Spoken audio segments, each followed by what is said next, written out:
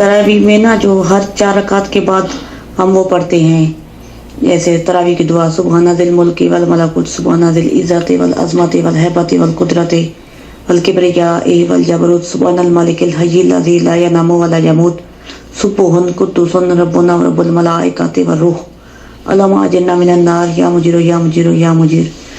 یہ پلیز آپ مجھے یہ بتا دیں کہ یہ قرآن و حدیث صحیح حدیث سے ثابت ہے یہ دعا پڑھنا؟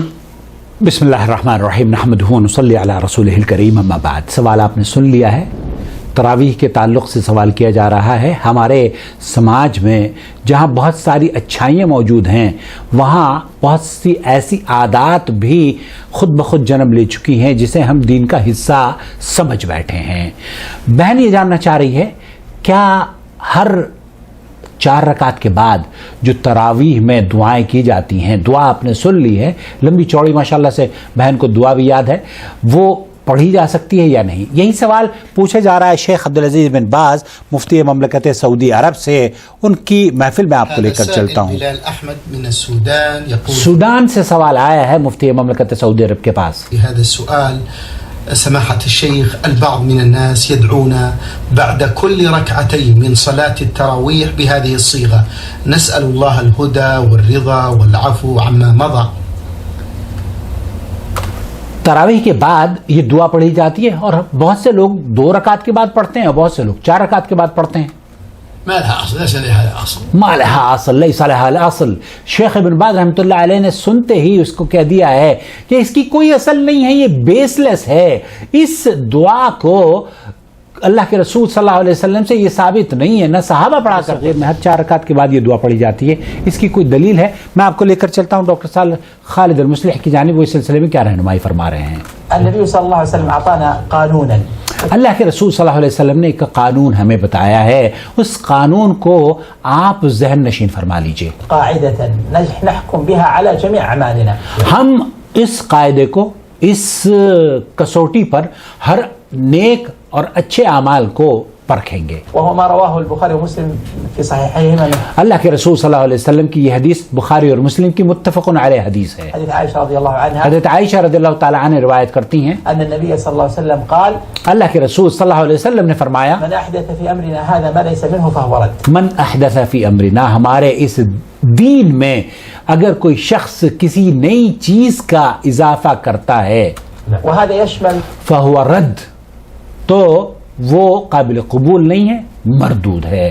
تو یہ ڈاکٹر خالد المصلحی فرما رہے ہیں جميع ما يكون من الاحداثات في العبادات، تمام عبادات، ذکر و اذکار میں اس حدیث کو کسوٹی پر آپ کو پرکھنا ہوگا، تمام اپنے اعمال کو۔ کیا اللہ کے رسول صلی اللہ علیہ وسلم سے اس طرح کا ذکر ثابت ہے یا نہیں؟ فكل من احدث عبادة من العبادات فإنه داخل تحت هذه المظلة۔ کوئی بھی کام، کوئی بھی عبادت آپ ایسا کرتے ہیں جس کی نظیر قرآن و سنت میں نہیں ملتی تو وہ اس ضمن میں، اس حضرت عائشہ رضی اللہ تعالیٰ عنہ کی حدیث کے تحت اس کو لیا جائے گا۔ وما يقوله بعض أهل العلم من التفريق بين البدعة المغلظة والبدعة الإضافية، هذا التفريق لا دليل عليه۔ بہت سے لوگوں کا خیال یہ ہے کہ یہ بہت سی بدعت حسنہ بھی ہوتی ہیں اور بدعت سیئہ تو بدعت سیئہ ہے۔ اس تفریق کی ڈاکٹر خالد المصلحی فرما رہے ہیں کہ یہ قابل قبول نہیں ہے۔ اللہ کے رسول صلی اللہ علیہ وسلم نے کل بدعت ضلالہ کا لفظ استعمال کیا ہے کہ ہر نئی چیز گمراہی ہے۔ لأن النبي صلى الله عليه وسلم بين الأمر بيان واضح، لكن قد يستفاد من هذا التفريق في معرفة حجم وشدة البدعة۔ اب کئی لوگ اس کو اس لیے اختیار کر سکتے ہیں کہ یہ بدعت کس نوعیت کی ہے، آیا شدید قسم کا کفر اور شرک اس میں پایا جاتا ہے یا پھر یہ خفیف بدعت ہے۔ من حيث البدعة هي فقط البدعہ بدعہ، شیخ یہ فرما رہے ہیں کہ بدعت تو بدعت ہوتی ہے اور نئی چیز گمراہی، اور گمراہی جہنم میں لے کے جانے والی ہے۔ صلی اللہ علیہ وسلم كل بدعة ضلالة، کل بدعت ضلالہ۔ فإنه ينبغي للمؤمن أن يتحرى في كل فعل، ہر شخص کو اپنے اعمال کو اس کسوٹی پر پرکھنا چاہیے کہ اللہ کے رسول صلی اللہ علیہ وسلم سے ثابت بھی ہیں یا نہیں، يتقرب به الى الله تعالى۔ تاکہ هل آپ فعله النبي صلى الله عليه وسلم؟ هل فعله النبی صلی اللہ علیہ وسلم، کیا نبی کریم صلی اللہ علیہ وسلم نے کیا ہے یہ کام؟ هل شرعه النبي صلى الله کیا نبی کریم صلی اللہ علیہ وسلم نے اپنے صحابہ کو بتایا ہے اس کام کے لیے؟ وسلم؟ إذا كان كذلك فليفرح بذلك اگر بتایا ہے، دلیل موجود ہے، تو آپ کو مبارک ہو، وليستمر عليه. وإذا كان استمر علیہ، ایسا کام جو نبی کریم صلی اللہ علیہ وسلم سے ثابت ہو، صحابہ کرتے ہوں، اس پر آپ کو جمع رہنا چاہیے اور مبارک عمل ہے. كان على غير هدي النبي صلى الله عليه وسلم فإنه مجانب للصواب، ينبغي تركه والاشتغال بالسنة.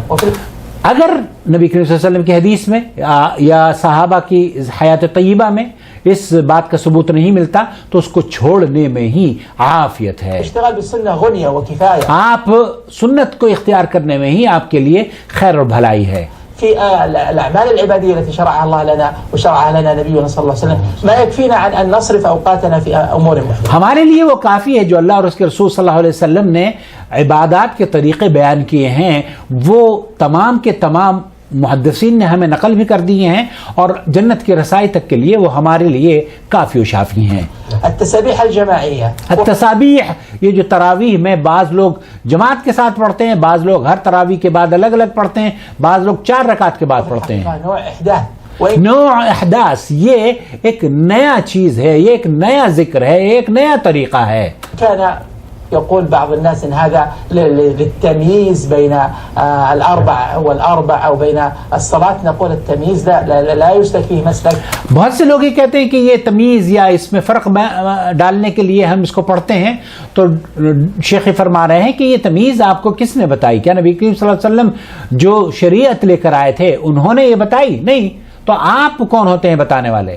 محدث یہ نئی چیز ہے اور اس کو اس سے بچنا چاہیے. اذا فرغوا من الصلاه يشتغل كل احد بذكر الله تعالى بما شاء من الذكر. فالنبي صلى الله عليه وسلم آپ علیہ الصلوۃ والسلام سے کیا اس طرح کا ذکر موجود ہے کہ آپ تراویح کے بعد یا حضرت عمر کے دور میں، جیسے لوگ کہتے ہیں کہ حضرت عمر کے دور میں بھی اس طرح کی نظیر ملتی ہے کہ کسی صحابی نے 4 رکعت پڑھنے کے بعد یہ دعائیں کلمات کہے ہوں؟ كان يذكر الله في كل احيان. خاص طور پر یا مجیرو یا مجیرو یا مجیرو، اس دعا کا تو کوئی معنی ہی نہیں ہے. یہ تو لا یعنی کلمات ہیں. جو باقی دعا ہے اس کو اگر کوئی پڑھ لیتا ہے تو چلیے معنی کے طور پر تو وہ قابل قبول ہے، لیکن نبی کریم صلی اللہ علیہ وسلم سے تراویح کے بعد وہ بھی ثابت نہیں ہے. اما احداث تسابيح وجمع الناس عليها فهذا من المحدثات. یہ محدثات ہیں، یہ بدعتیں ہیں، یہ گمراہیاں ہیں. خلاصہ کلام یہ ہوا کہ 4 رکعت کے بعد جو الفاظ آپ نے پڑھے ہیں ان میں سے بہت سے کلمات تو ایسے ہیں جو کہ اگر پڑھ لیں تو کوئی حرج نہیں ہے، لیکن یہ قرآن و حدیث میں نہیں ہے، اور نہ ہی تراویح کے درمیان اللہ کے رسول صلی اللہ علیہ وسلم نے اس طرح کا کوئی ذکر کیا ہے. اور یا مجیرو یا مجیرو یا مجیرو، اس طرح کے جو وظیفے جنید جمشید صاحب یا دوسرے صوفی حضرات، یہاں پر میری ویڈیو موجود ہے، اس طرح کے جنید جمشید صاحب اور دوسرے جو صوفی ہیں مفتیان کرام پاکستان اور ہندوستان کے، وہ فضائل کی کتابوں میں اس طرح کے ذکر و اذکار لکھتے ہیں. ان کا بہرحال یہ ان کا اپنا طریقہ ہو سکتا ہے، نبی کریم صلی اللہ علیہ وسلم کا طریقہ نہیں ہے.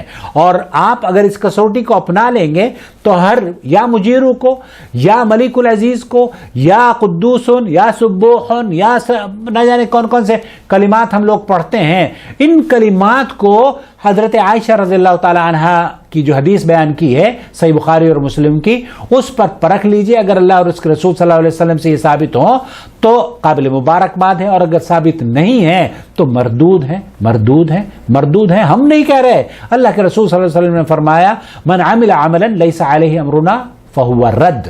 کوئی بھی کام اگر کرتا ہے اور ہمارا اس پر حکم نہیں تو وہ رد ہے، قابل قبول نہیں ہے، مردود ہے. یہ اللہ کے رسول صلی اللہ علیہ وسلم کی حدیث ہے. اللہ تعالی ہمیں قرآن و حدیث پر عمل کرنے والا بنائے، اور شر الامور محدثاتها، ان بدعتوں سے ہمیں بچا لے، اور ہمارے چینل کو ان بدعتوں کو روک تھام کا سبب بنائے اور لوگوں کو بدعتوں سے توبہ کرنے والا بنائے. آمین. پلیز اس چینل کی ویڈیوز کو دیکھنے کے بعد کمنٹس بھی کیجئے اور دوسروں کے ساتھ شیئر کیجئے، اور اس چینل کو سپورٹ کیجئے تاکہ ہم اور آپ مل کر گمراہی کو دور کر سکیں.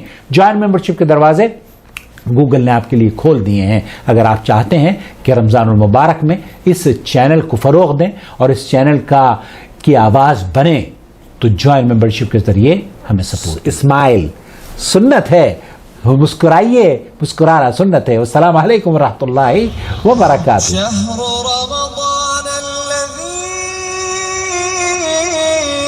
أنزل فيه القرآن هدى للناس وبينات من الهدى والفرقان.